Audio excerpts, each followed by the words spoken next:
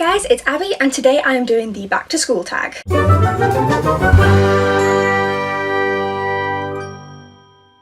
So I thought it would be appropriate for today for me to wear the only white shirt that I have, because my actual school white shirts are long gone, and my old school tie. So I live here in the UK. In the UK the majority of schools have a school uniform. This is my school tie from middle school, from when I was, for 4 years, from year 5 to year 8. I had this lovely maroon tie with a maroon blazer. The schools changed their uniform now, it's more like childish. The typical kids' school uniforms that you'll see around the UK, so if you're from the UK you'll know what I mean. But yeah, this is my old school tie, and then just a random white shirt, because as I said, it's been many years since I had to wear a white shirt, and mine are all gone, apart from this one that I kind of wear casually. And I don't know how to tie my tie. I don't know whether Americans know this. I guess some private school people will know if they go to one with a uniform, but the normal way that a tie is done is called like a swat knot, and no one actually wants it, so people tend to do like, can I do this? How can I do this? Can I remember how to do this? Probably not. Hey, people tend to do this. Let me check in my mirror, it's here. Yeah, pretty much. People tend to do this and be like, yeah, I'm cool now. So I'll have my tie like that. I'm one of the cool kids. I was never one of the cool kids. I was the swat. So the back to school tag has various different questions and they all link up to like a subject and stuff. It's more Americanized, so some of these are a bit odd for me, like extra credit. We don't have that. So, starting, English. Name your favourite authors or books writing style. And I wasn't really sure where to go with this. I kind of like, essentially I like dark with some humour, I'm discovering. I thought that I just kind of like dystopian, and I seem to be developing fantasy, and I seem to be developing a bit more into really loving dark books like Tattooed Heart, Messenger of Fear, what else is there? Girl in 6E, various things like that. I'm really enjoying dark books at the minute. So that's what I'm going to say for that. If you know how I'm meant to answer it, tell me, and then I'll reply with the actual answer. Then maths. A book that made you frustrated. Oh god, where is it? Othello. I hate it. I despise it. Go away. Science. A book that really made you think or question things. For me, there's 2 books that fit perfectly in this category, and I don't own either of them. So if I'm in the middle, I'll put them either side of me. If not, they'll be somewhere else. But one of them is The Exact Opposite of OK by Laura Stephen, and the other one is The Hate You Give by Auntie Thomas. They both cover really important issues. They both follow strong female characters who are written beautifully. They aren't stereotyped into, oh, I'm really tomboyish, so I'm strong. They're also quite feminine. They're just really, really brilliant books. 100% I think you need to read them. The only reason I don't own them is that The Exact Opposite OK I took out of the library, so I've yet to buy my own copy, and The Hate You Give, I had a travelling book club where we would write notes in it and send it on to the next person, so I had to pay for the postage and therefore couldn't pay for my own copy of the book because it wasn't me who bought the book. So that's why I don't own them, but I will one day. History. Your favourite book from a different time period. Ooh, ooh, ooh.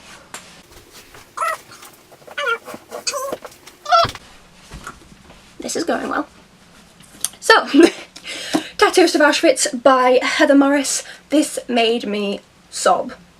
Like, I read this when I lived in a student flat, and the lad who lived next door to me was like, what has happened? Why are you weeping? I can hear weird noises. I'm like, this book, it's so sad. It's beautiful and heart-wrenching and hope-inspiring, and it's actually based on Heather Morris talking to the man that this book is based on, Lael Sokolov. I've probably said that slightly wrong, but she actually went and spoke to him, and she's fictionalised some parts of it just to make the story flow together a bit more, but it's based off of his life and it's absolutely beautiful. I got this originally as an ARC on NetGalley, and when I saw this in Costco I was like, I'm buying it, I need it, it's amazing. So I've not actually read this copy yet. I will reread it at some point, but probably not anytime soon. Art. Your favourite book with pictures. Again, I don't own this one. I borrowed it off of a friend, and it's Coldbath Street by AJ Hartley. This is set in Preston, the city that I was in for my undergraduate degree, and it's got some really beautiful illustrations that are dark and really mix in with the story well, and the cover art is absolutely stunning. It's just done really, really well. I know that Christopher Eccleston's actually read it and has also really enjoyed it and is willing to put his name on the next blurb for the next edition that's printed. So I definitely recommend to have a look at that one. It was such a good book, and to have it set in the north of England, not many books are. Most things are set in like London or like Edinburgh. So it's nice to have something set a little closer to home. Drama, a book I'd love to be seen... Drama, a book I'd love to see turned into a movie, because apparently I can't speak English. There's two I have for this in very different genres. One of them I don't have because I've lent it to my dad. And Kevin is not a quick reader. But this is the second book in the series, This Deceitful Light. The first one is The Last Roundhead in the Blandford Candy series, and I think this would make a really good historical reenactment sort of thing with like humour and violence, and I'm not putting it back, and I think it would just go really, really well. And the other ones are the Gallagher Girls, which I'm hoping you guys can see there because I can't take them out. There's 6 books in this series. They follow teenagers who are being trained in a boarding school in America to become spies. And it's beautifully written, the characters are so well developed, and I think it would work really, really well on the big or the small screen. I absolutely adore this series. Music. A character with a similar music taste to you. Stellar pronunciation, Abigail. For this one, I don't really have anyone. I have yet to find someone in real life who has the same music taste as me, because it's really eclectic and all over the place.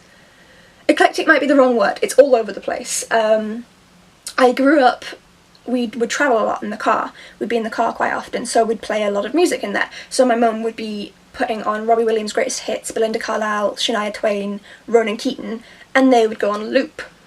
And then my dad would have Queen's greatest hits, Bon Jovi, they would go on loop. And then I quite like Panic at the Disco, and then I like some popular songs, and I quite like classical music because I am classically trained. That sounds so pretentious. I've got a grade 6 in piano and a grade 5 in clarinet. I ain't that good at either of them because I did those like 5 years ago, but I like me some classical music too. So I've yet to find anybody on the planet who has the same music taste as me. However, I'm sure they're out there, so if I find one, I'll let you know. Then it's lunch, which is a food from a book I would love to try. Now, I can't remember the name, but in Skullduggery Pleasant there are these leaves that you chew, and they are painkillers. And I have a few different illnesses, some of which are chronic and painful. I would quite like to have the pain-killing leaf for my chronic migraines, not gonna lie, or for my arm. So yeah, I want the pain-killing leaf. In terms of like food, you all know I want Harry Potter food. Let's be real, I want Dumbledore, come to my table, make the house elves make me some food, they'll enjoy it. I was about to say I can pay them, that's just gonna cause them stress. They can come make me food and see me enjoy it. I feel bad. And I can have some magical food pop up and eat, I don't know, pumpkin pastries and chocolate frogs, and ugh, the Harry Potter world is so developed and I need all the food. God damn it, JK Rowling. So that's my answer for lunch. Then we've got The Bus Home, and that one is a book or an author that is relaxing, and to me, they're back here, so again I can't take them out. It's the Discworld series by Terry Pratchett. I got into this because my boyfriend absolutely adores the Discworld series and all of Pratchett's writing, so I was like, right, I should try this, and I'm really enjoying it. There's nothing too serious, there's nothing too dramatic, you're not on tenterhooks, and you're not bored. It's just constant events that are kind of funny, sometimes really funny, it varies, and yeah, they're just really relaxing to read. There's no like, I tend to really enjoy thrillers, but it's nice to have a break, you know, like from a really deep fantasy with a massive plot point. No, just Discworld, just watch Rincewind fall off the edge of the world a couple of times, it'll be fine. So I think that's a really good one just to relax with. And the very last question is extra credit. A book or someone, a book someone recommended to you that you enjoyed. Now there are a few different ones that I've had to cross out because I ended up using them for other answers, and I'm going with Aragon, which is there. And again, I can't take it out. So, ta-da, the inheritance cycle. My friend Catherine in year 10, so when we were about 14, 15, lent me her copy of the book, and I fell in love. Bought the box set, then bought Brisinger, and then when Inheritance came out, I bought it in the incredibly large hardback. I really, really loved this series. And that's all of the questions. Ta-da! So, I mean, I didn't even take all of these subjects in school, and geography's not on there. How could geography not be on there? Disgraceful. You could have, like, favourite fictional place. I wouldn't even know what my answer would be. I'd have to think about it. Probably Pellinor. Yeah. Or there's loads. I just want to live everywhere. I want to live in Hogwarts. I want to live at the boarding school. I can see why they didn't do that. It's a really hard question to answer. Anyway, shut up, Abby. That is the back to school tag. I will link the original and the questions down below. I found it off of Books and Lala's channel, as per with most challenges, because she's done so many different Tag Tuesdays. And also, I love her videos. She's great. Go check her out. I'll link her video down below, as well as the original and the questions. And if you guys do it, put it in the comments and I'll go watch it. Thank you so much for watching, and I will see you the next time. The tie feels so restrictive, even though it's not like tight around my neck. The horrible memories of being yelled at for my tie being wrong. Yeah.